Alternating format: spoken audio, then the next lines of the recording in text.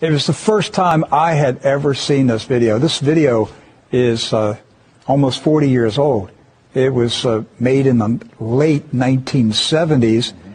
It is a CBS interview with the late Mike Wallace, father of Chris Wallace.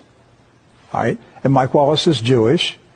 Chris Wallace is Jewish. I'm just setting the record straight. But this was a CBS interview with the Shah of Iran, who was in power at that time. And he made some comments about the power of Israel in America. This is, again, the 1970s. Jimmy Carter was in the White House.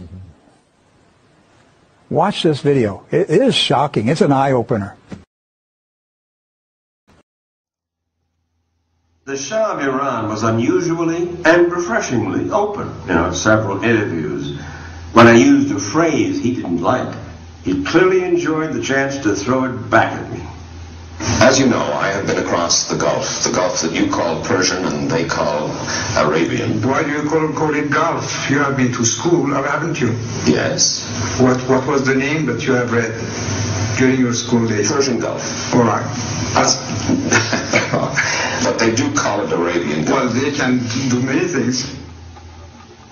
None of the Shah's comments raised hackles like his blast at the American Jewish lobby. Its influence, he claimed, went all the way to the top. Surely, Your Majesty, you're not telling me that the Jewish lobby in the United States pulls the strings of the presidency? Not entirely, but I think even a little too much, even for Israel interests. You think the Jewish lobby in the United States is too powerful for the interests of Israel? I think so. Sometimes they are disserving the interests of Israel because they're pushing around too many people. Why would the President of the United States pay attention to that lobby? They are strong. Strong in what sense? They are controlling many things. Controlling what? Newspapers, medias, Your Majesty. Banks, finances, and I'm going to stop there. Well, now wait just a second. You really do believe that the Jewish community in the United States is that powerful? They make the media reflect their view of foreign policy? Mm-hmm. Yes. They do not report, we do not report honestly? Don't mix things, please. I don't say the media. I say in the media they have people. Not the entire media. Some newspapers will only reflect their views, yes. No. The New York Times, for instance, is owned by the Salzburger family, who are Jewish. Are you suggesting that the New York Times is biased in its treatment of the question of Zionism, Israel's existence, the United States' relationship with the Arab world?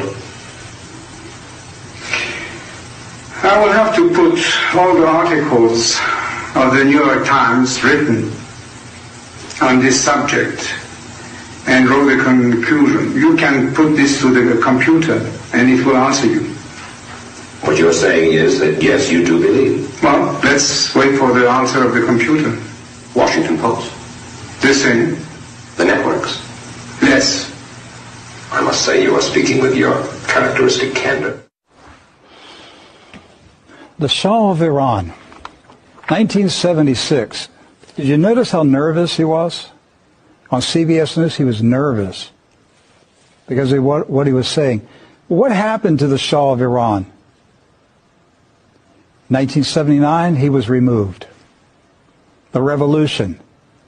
What happens when you challenge the regime? They have a revolution. That's what we've been talking about. You go up against the system, you have a revolution. So Iran had a revolution. They had the revolution because of that interview on CBS News. They made a decision. He's got to go. He challenged us.